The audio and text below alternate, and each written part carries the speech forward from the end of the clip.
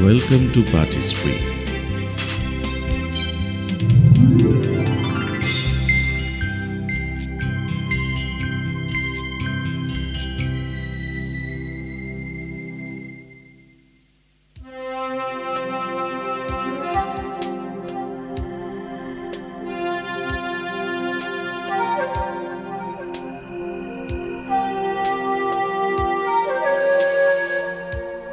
Today we are going to discuss about the Greek architecture. The arts reflect the society that creates them. Now, here is this truer than in the case of the ancient Greeks. Through their temples, sculpture and pottery, the Greeks incorporated a fundamental principle of their culture, arête.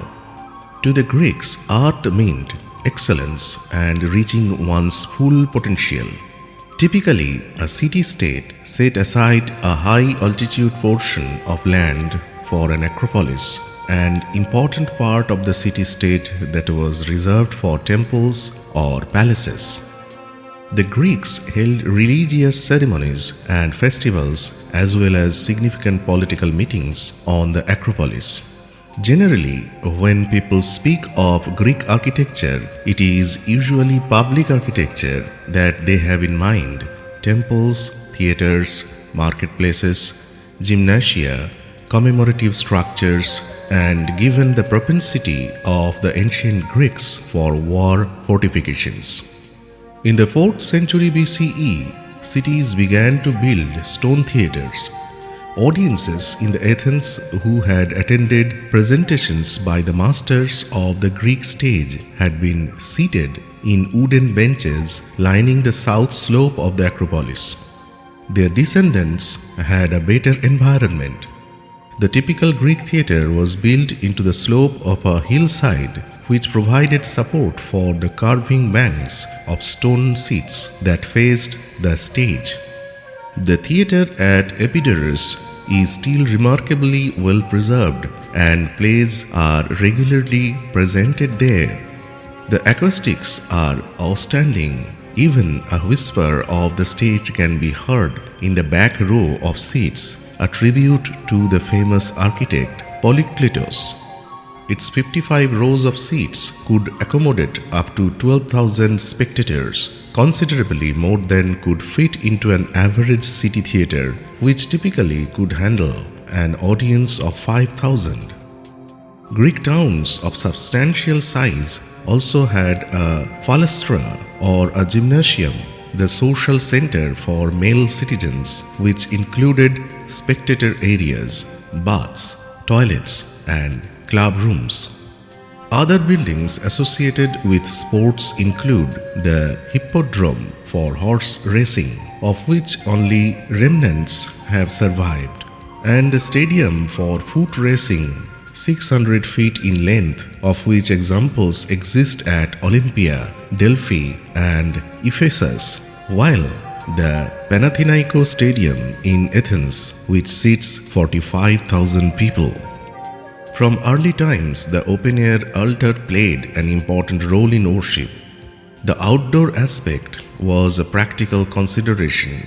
Sacrificing 100 head of oxen, as happened on festive occasions such as at the Olympic Games, with its inevitable blood and smoke, was an activity best carried out in the open air.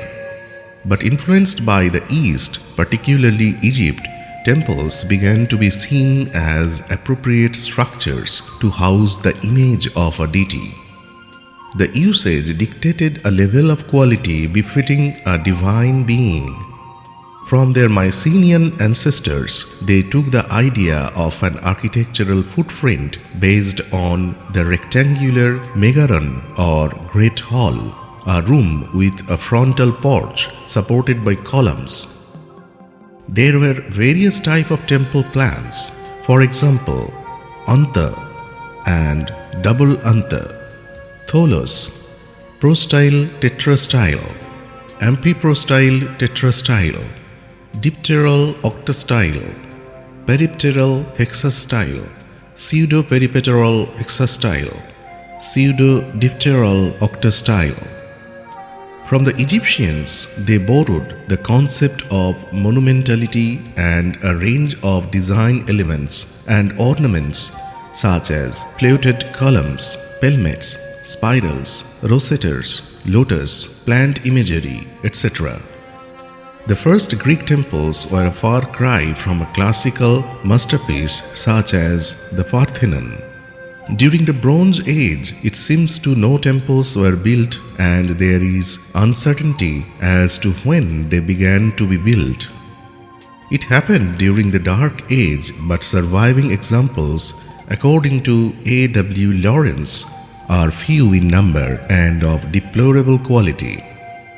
The construction materials were mud brick for the walls with high-pitched roofs made of timber. Greek builders gradually made their way to stone construction.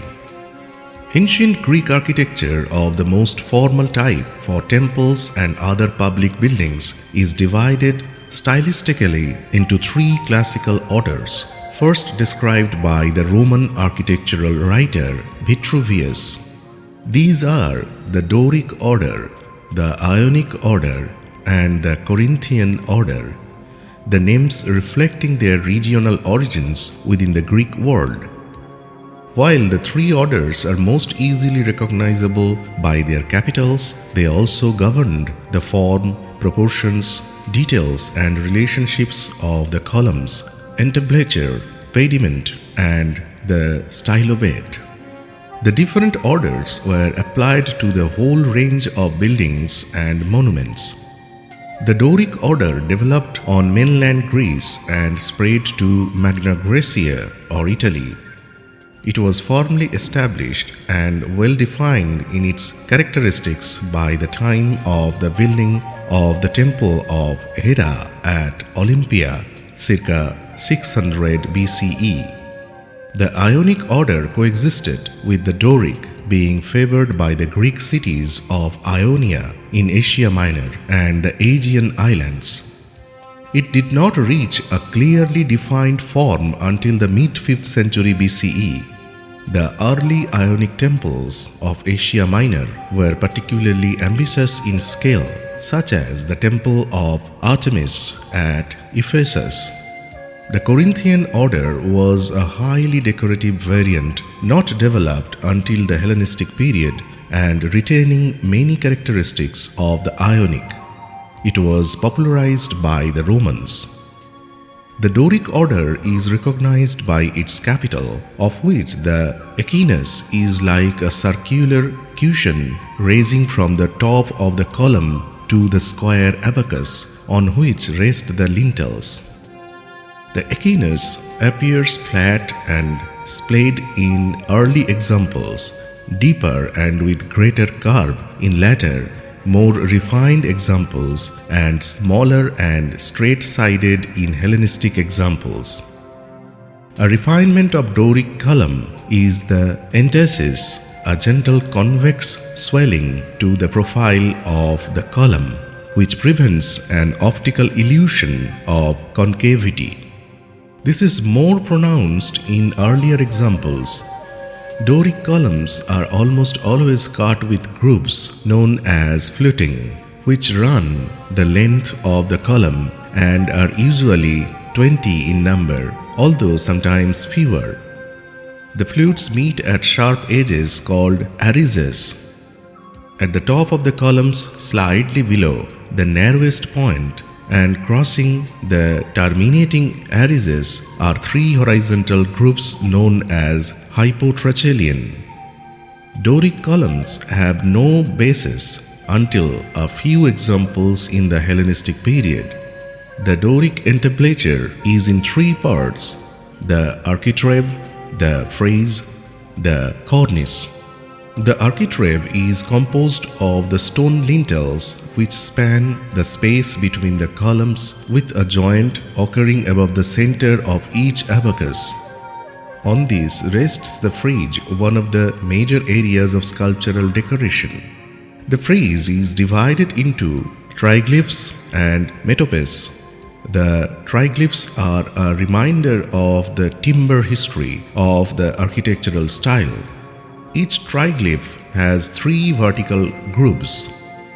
The Ionic order is recognized by its volute capital, in which a carved echinus of similar shape to that of the Doric order, but decorated with stylized ornament, is surmounted by a horizontal band that scrolls under to either side, forming spirals or volutes similar to those of the nautilus shell or ram's horn. In plan, the capital is rectangular. It is designed to be viewed frontally, but the capitals at the corners of buildings are modified with an additional scroll so as to appear regular on two adjoining faces. In the Hellenistic period, four-fronted Ionic capitals became common. Like the Doric order, the Ionic order retains signs of having its origins in wooden architecture. The horizontal spread of a flat timber plate across the top of a column is a common device in wooden construction, giving a thin upright a wider area on which to bear the lintel, while at the same time reinforcing the load-bearing strength on the lintel itself. The base has two convex moldings called torus, and from the late Hellenic period stood on a square plinth similar to the abacus. The frieze, which runs in a continuous band, is separated from the other members of rows of small projecting blocks. They are referred to as dentils, meaning teeth, but their origin is clearly in narrow wooden slats which supported the roof of a timber structure. Formalized bands of motifs such as alternating forms known as egg and dirt were a feature of the Ionic entablatures, along with the bands of dentils. The external frieze often contained a continuous band of figurative sculpture or ornament, but this was not always the case. Sometimes a decorative frieze occurred around the upper part of the naos rather than on the exterior of the building. The Corinthian order does not have its origin in wooden architecture. It grew directly out of the Ionic in the mid-5th century BCE and was initially of much the same style and proportion, but distinguished by its more ornate capitals. The capital was very much deeper than either the Doric or the Ionic capital, being shaped like a large cutter, a bell-shaped mixing bowl, and being ornamented with a double row of acanthus leaves, above which rose vaulted tendrils supporting the corners of the abacus, which, no longer perfectly square, splayed above them. According to Vitruvius, the capital was invented by a bronze founder, Callimachus of Corinth, who took his inspiration from a basket of offerings that had been placed on a grave, with a flat tile on top to protect the goods. The Corinthian order was initially used internally, as at the temple of Apollo Epicurus at Basae, in between circa 450 to 425 BCE. In 334 BCE, it appeared as an external feature on the choragic monument of Lysicrates in Athens, and then on a huge scale at the temple of Zeus Olympia in Athens in between 174 BC and 132 CE. Many can even pick out the different styles in modern examples in their cities, for these became widely admired and copied throughout the world. All three styles are built upon a single construction system, the post and lintel, where a horizontal block of stone or the lintel is laid across two supports or posts or columns. It was a simple system which imposed some limitations on the architects, but it assured an appropriate result. Instead of seeking innovation in other systems and styles, Greek architects sought refinement and perfection in the system that they had chosen. They laid down a framework of rules which spelled out how to address composition and proportion. Greek architects were able to produce a range of distinctive temples, including some that made the least of wonders of the ancient world. So this is the end of our today's discussion. Subscribe our YouTube channel, like our video and comment. Listen to our podcast episodes.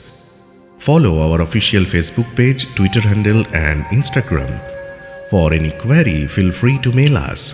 For details, see the description.